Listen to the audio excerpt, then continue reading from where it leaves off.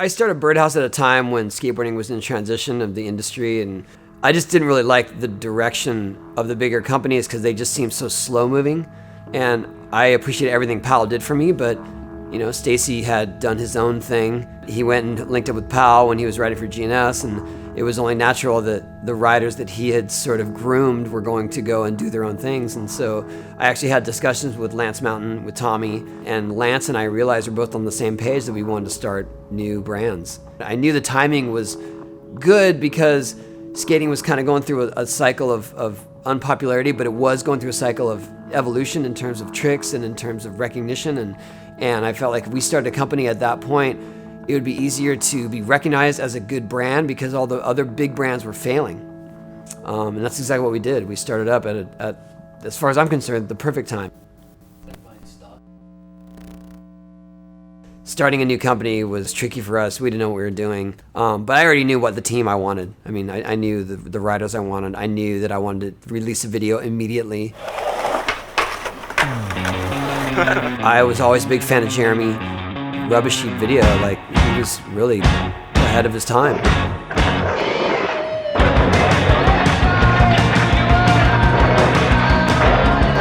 You know, he was the first guy to do backside Smith on handrail. Jeremy Klein was a legend already.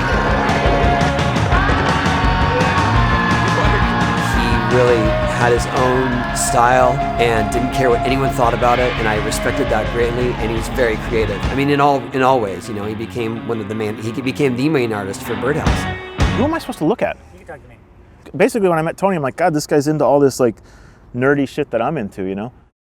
Somehow Tony calls me up and says, you know, I think I'm gonna start this thing. Do you want to do it? And I'm like, yeah. Instantly went to World, like, I don't know, within the next week or so, and just quit. I said I quit, and Rocco said, all right, well, you're cut. I'm like, dude, I quit. Like, it was kind of like, I said I quit, and he said, well, no, you're off. I'm like, yeah, I know, I quit. I'm quitting. You know, it was kind of funny.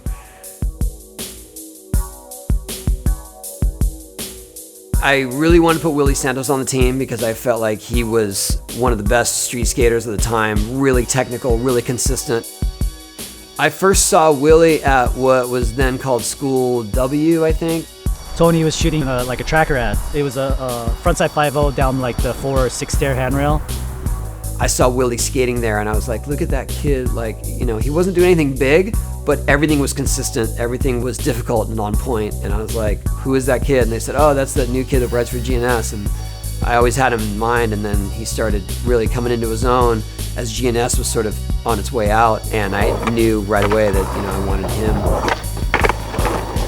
That's when he was like, yeah, I'm leaving Powell, Peralta, and starting a new company. And he had no idea what the name was at first.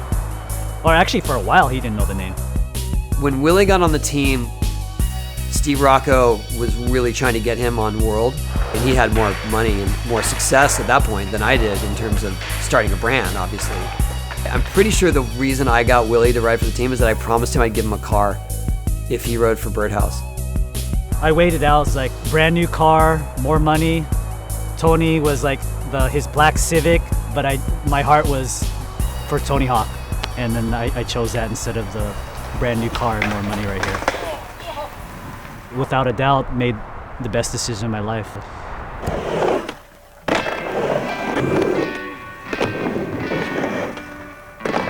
It would just be me, Willie, and Tony hanging out. We were happy how we were, but then we all kind of just said, we got to get Berra, we got to get Berra. We just wanted him. I got sponsored for street skating. And I thought everyone in California skated both. So I thought, well, I should probably just start skating vert too now that I'm sponsored. There were so many more tricks that I could do on vert. Like, I don't even think the Feaster's video showed even an inkling of the things that I could do. It just happened to be the things that I did that couple days that we were filming. He had such rad style on vert. He was doing, I think, fakey 540s, indie grab. Is that what that trick is? Steve was living in my house. He basically moved from Nebraska to my house. I was his really provider for everything in terms of finances of food and shelter. Honestly, he was the most gracious person I've ever met. He let me drive his car. He gave me his gas card. I love Tony. He's done probably more for me than really anyone in my whole life.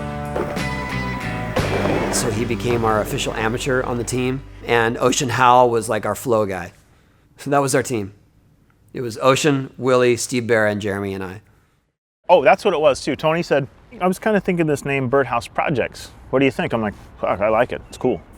Everybody just said, yeah, we like it. Like there was no like, yeah, you know, this name, that name. No, it was just fucking, he said Birdhouse Projects. We go, fuck yeah, that's rad.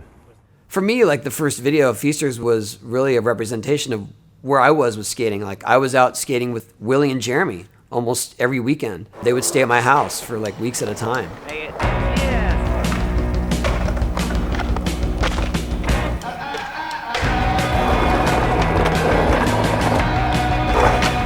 It was never, we're gonna get this trick. We would just go to places, and I wanna go to that school called Jump Ramp School.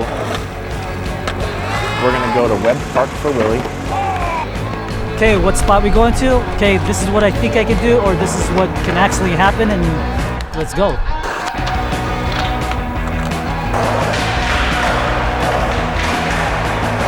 Mainly we'd film each other. Tony would film, Jeremy would film, I would film. Mostly I was the filmer. And then if I was skating, I just hand the camera off. We didn't have the budget for we didn't have a budget for anything. I don't think Tony had a fisheye. There was some lines, but then I think it was long lens too. You know, like there was a lot of long lens. Yeah, Tony skated a lot of street and Feasters. He was awesome to go street skating with. He had the best frontside 360. You know, I could do enough to keep up, like handrails and kickflips and stuff like that. That really took me a long time to do that lip slide. And not long after that, I saw someone else doing some super hard trick, and I was like, God. I think that was one of my signs that I wasn't the best street skater around. He had some skills on the street. I mean, especially if you're watching the Feasters part, like, come on, the guy's ripping street. I remember those times so fondly because we had such a passion. I remember those guys were making Birdhouse stencils before we even had stickers or anything and spraying them on their grip tape and on their boards. And I thought that was so cool that they believed in the brand so much that they're going to make their own stencils to do it. Yeah! It really is the most influential period of my life because it was when I came from Nebraska and I didn't really know much, and I got shotgunned into this thing with this person who's so much larger than life. Pretty much everything that I've done from my career, and especially what I do now, is rooted in that time that we started Birdhouse, and Tony being the example for me. No comply! I think Feasters was Jeremy's nickname for Willie because Willie was always looking for food. So every time like he'd come over, I'm not kidding, like he'd come over to my house or to Jeremy's house and he would immediately just make himself food. We'd go to like, come over to my house, eat my food, take food home with him, you know, for his baby brothers, he would say. I'm like, dude, you're a fucking feaster, you know? And then Feasters became a term for just people who want stuff. So we became Feasters.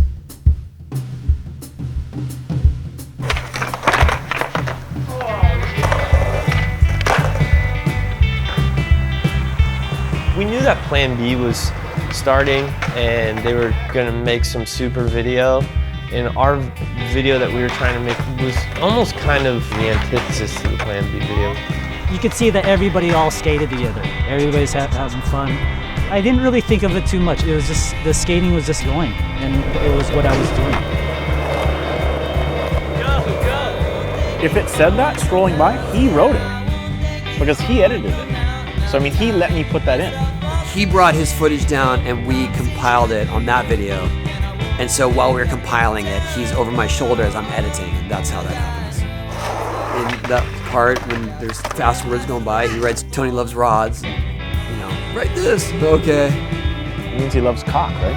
So, but, you know, he doesn't, but, I mean, I don't think he does. Little things like that made the video, like, not so serious, just having fun. Yeah, I don't know, it was all just so ridiculous. Like, it's just... I look at the video now, you know, there are things that I'm so impressed with on pretty much everyone else's part but my own. My difference in styles of street skating and vert skating, where I was like way more polished as a vert skater. Man, he was ATV. You know, I love the way he skated, like everything. I think he was the first to do heel flip India. I was just around Tony and trying to be as progressive as I possibly could. And maybe me doing heel flip indies was something like, well, I know Tony can't do this, right? When I look at some of the tricks that Tony and Jeremy and Willie were doing, and man, they were in a class of all their own. I guess you could say that I'm pretty proud of Feasters, even though it was like the first Birdhouse video. The creativity of my skating was just, it was like all over the place, really.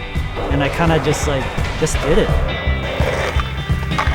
I mean, Jeremy, he would hate to admit it, but he was like the first to actually nose slide and do a nollie flip out. But then he fell on his butt. Jeremy is probably like, oh, this is stupid. And I remember just saying like, whoa, dude, that's amazing. It's bad. You know what? Feasters, people who watched it, they really, really liked it. It was kind of overshadowed by Questionable. It was interesting because it was sort of plan B all day.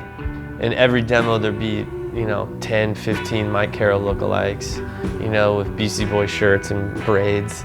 You know, we knew that plan B had created this sort of juggernaut of a video and a movement. You couldn't deny that. I mean, you know, that had such innovative, legendary skating, and it was a proper length video. Ours was really considered more of a promotion. You know what it was? It was just like, you had to come out with a video because there was no other way to do anything. It was kind of like, that was Instagram back then, coming out with a video. So the video was cheap. I think it was either free or like a couple bucks or something. In one of our ads, it just said, send $5 to this address and we'll send you a video. And people they would mail cash. And then we would stick a video in the whatever they sent and send it off. That felt very cool to me because we embraced the video as true promotion. You know, like the Bones Brigade videos, they were obviously promotional, but there's always some monetary idea for it to try to actually get income from the videos because they cost so much to make. And I want our videos out there. I think the very last thing in the video says, please copy this video, because I really wanted people to have it. I wanted them to see what we were up to. We weren't trying to make money off it. We wanted them to buy our skateboards.